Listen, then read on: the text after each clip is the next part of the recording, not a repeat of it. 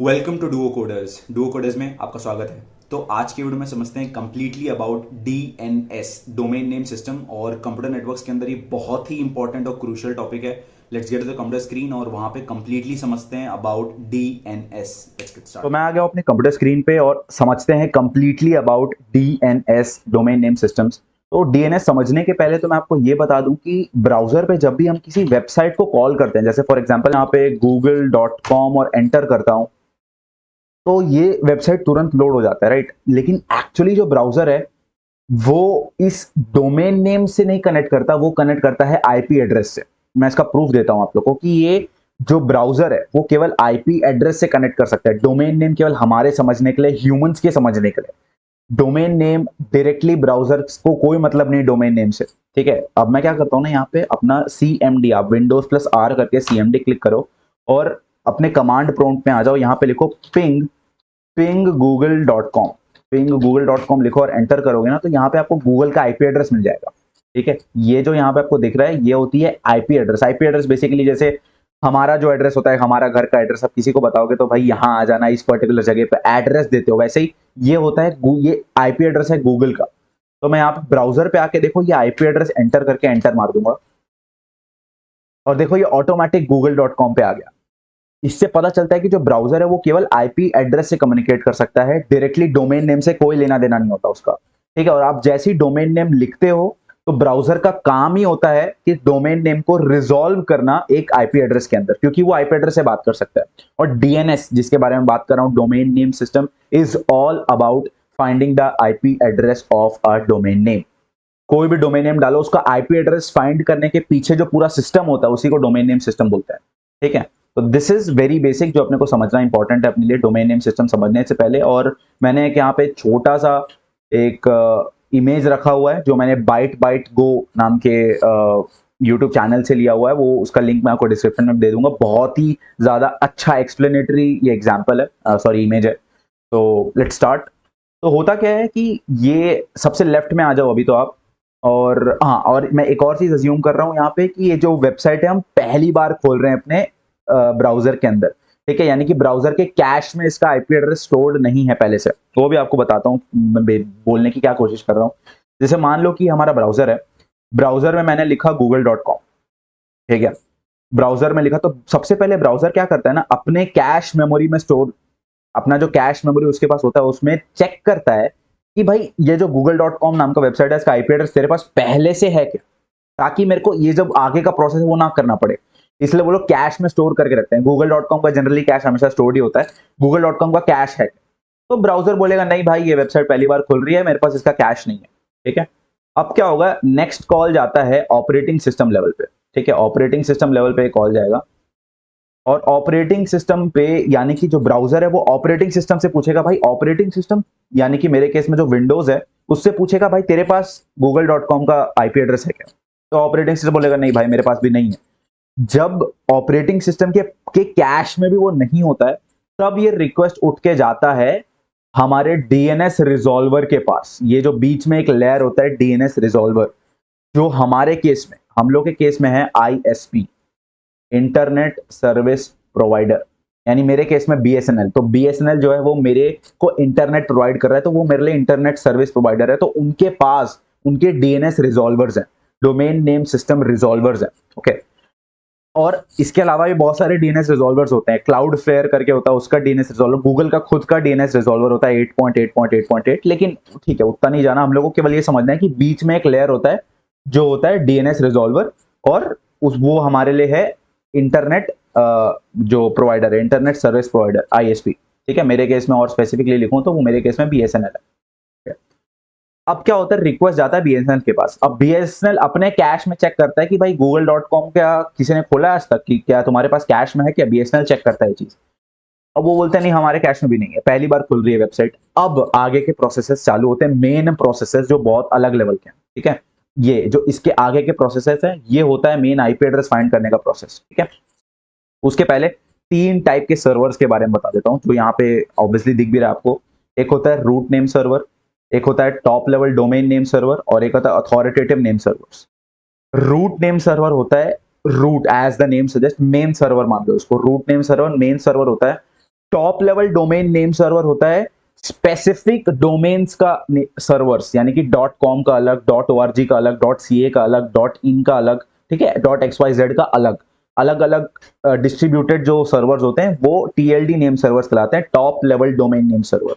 और नेक्स्ट होता है अथॉरिटेटिव नेम सर्वर, जो स्पेसिफिक डोमेन का नेम सर्वर होता है, यानी कि गूगल का खुद का अलग होता है वो, wikipedia.org जैसे यहाँ लिखा हुआ उसका अलग, amazon.ca का अलग, वैसे सबका अलग अलग नेम सर्वर होता है। कूल। अब क्या होता है, जब एक बार आईएसपी के पास यानी कि डीएनएस रिजॉल्वर के पास ये आईपी एड्रेस नहीं होता google.com का, ये लोग क्या करते हैं, यहां से रिक्वेस्ट भेजते हैं रूट नेम सर्वर पे। रूट नेम सर्वर पे यहाँ पे आ जाता है रिक्वेस्ट।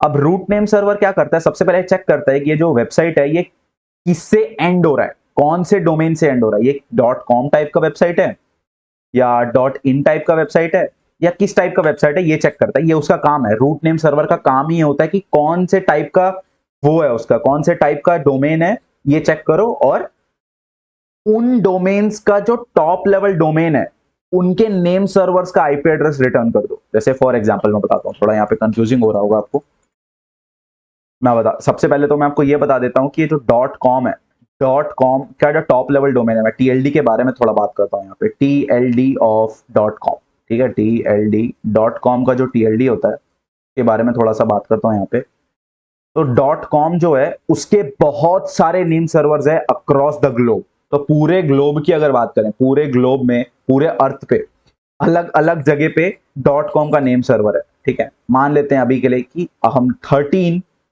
टीएलडी नेम सर्वर्स हैं of .com, 13 top level domain name servers हैं ऑफ .com। इसका मीनिंग बेसिकली ये है कि .com वाले जितने भी वेबसाइट्स है उनका आईपी एड्रेस स्टोर करने वाले 13 सर्वर्स है पूरे ग्लोब में, पूरे ग्लोब में यानी पूरे अर्थ पे 13 टीएलडी सर्वर्स हैं, जिनका अब ये जो सर्वर्स हैं जो इस डेटा को स्टोर करके रखते हैं कि इस पर्टिकुलर .com वाले वेबसाइट का ये आईपी एड्रेस है, इस .com वाले वेबसाइट का ये आईपी एड्रेस है, वो जो सर्वर है उन वो 13 सर्वर्स है, उन 13 का भी तो खुद का आईपी एड्रेस होगा ना कुछ। वो जो 13 आईपी एड्रेस है वो रूट नेम सर्वर प्रोवाइड करता है। जैसे ही रिक्वेस्ट आईएसपी के पास से आता है रूट नेम सर्वर के पास, रूट नेम सर्वर हमको वो 13 आईपी एड्रेसेस दे देता है कि .com के ये 13 आईपी एड्रेस है, तुम वापस ले लो। तो यहाँ पे .com के 13 नेम सर्वर्स, 13 जो आईपी एड्रेसेस है वो रिटर्न हो जाते हैं आईएसपी को।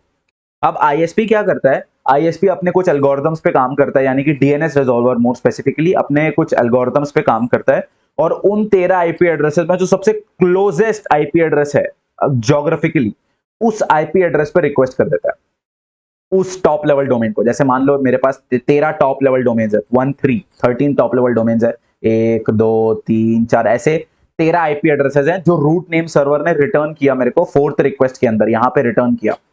अब डीएनएस रिजॉल्वर क्या करता है, उन 13 आईपी एड्रेसेस के अंदर से सबसे क्लोजेस्ट आईपी एड्रेस को रिक्वेस्ट कर देता है और उस टॉप लेवल डोमेन को बोलता है कि भाई ये जो .com है google.com, इसका अथॉरिटेटिव नेम सर्वर किधर है, इसका अथॉरिटेटिव जो google.com है इसका अथॉरिटेटिव नेम सर्वर कहां है, उसका आईपी एड्रेस दे मेरे को, उससे जाके गूगल का आईपी एड्रेस चाहिए।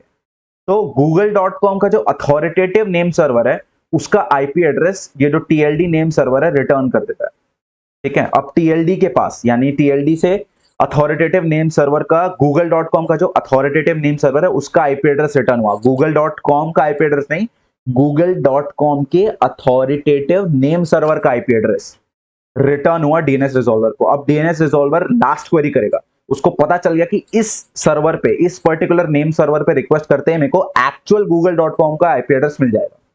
तो यहां पे आया रिक्वेस्ट ऐसे, इसको मिल गया अथॉरिटेटिव नेम सर्वर का IP address. Last 7th request करता है गूगल के एक्चुअल अथॉरिटेटिव नेम सर्वर पे रिक्वेस्ट गया, गूगल के नेम सर्वर पे रिक्वेस्ट गया और यहां से एक्चुअल गूगल का आईपी एड्रेस उठ के डीएनएस के पास आ गया, डीएनएस रिजॉल्वर के पास आ गया, ठीक है। अब डीएनएस रिजॉल्वर सबसे पहले इस पर्टिकुलर आईपी एड्रेस को अपने कैश में डाल देगा कि भाई google.com का ये आईपी एड्रेस है, अपने कैश में डाल देता हूं उसको। उसके बाद ये रिटर्न कर देगा ऑपरेटिंग सिस्टम को, क्योंकि कॉल्स तो ऑपरेटिंग सिस्टम के थ्रू गए ना, ऑपरेटिंग सिस्टम अपने कैश में डाल देगा, ऑपरेटिंग सिस्टम का भी खुद का कैश होता है, वो अपने कैश के अंदर डाल देगा इसको। उसके बाद ये ब्राउजर को देगा, फिर ब्राउजर इसको अपने कैश में डाल देगा। तो अल्टीमेटली ये इतने सारे रूट नेम सर्वर, फिर टॉप लेवल डोमेन के नेम सर्वर, फिर अथॉरिटेटिव नेम सर्वर, ऐसे करते करते जितने भी रिक्वेस्ट हुए, पूरा रिक्वेस्ट अल्टीमेटली एक आईपी एड्रेस को खोजने के लिए होता है, और ये आईपी एड्रेस मिलते ही पूरा कैश हो जाता है, बैक ट्रैक कैश होता है।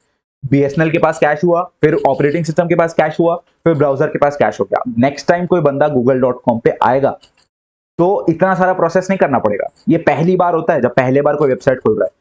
नेक्स्ट टाइम कोई बंदा ब्राउजर पे आएगा, चुपचाप कैश देखेंगे, google.com कैश मिला, उस पर रिक्वेस्ट ये खत्म, काम खत्म, आईपी एड्रेस पे सीधा काम हो जाएगा। तो ये बहुत ही खतरनाक प्रोसेस होता है डीएनएस का, और this is all thanks to engineers around the world जिन्होंने इतना खतरनाक सिस्टम यहाँ पे क्रिएट करके रखा हुआ है। और root name server, top level domain name server, आपको एकदम घुसने का ऐसा जरूरत नहीं है। जब भी कोई पूछे डीएनएस कैसे काम करता है, पता है? यस पता है। 3 टाइप के सर्वर होते हैं। रूट नेम सर्वर जिसके पास पूरे टॉप लेवल डोमेन के नेम सर्वर्स का आईपी एड्रेस होता है, top level domain name servers जिनके पास पूरे अथॉरिटेटिव नेम सर्वर्स का आईपी एड्रेस होता है, और अथॉरिटेटिव नेम सर्वर जिनके पास मेन आईपी एड्रेस होता है जिससे ब्राउजर कनेक्ट कर सकता है। तो ये 3 नेम सर्वर्स पता होना चाहिए, और एक होता है बीच में हमारा लेयर डीएनएस रिजॉल्वर का, जो कि हमको बताता है कि रूट नेम सर्वर कहाँ पे, और उस पर रिक्वेस्ट करता है। तो this is how all of this work, all of DNS works. And अगर कोई डाउट है डेफिनेटली कमेंट में पूछना, and I will be there for answering those questions. I'll see you next time.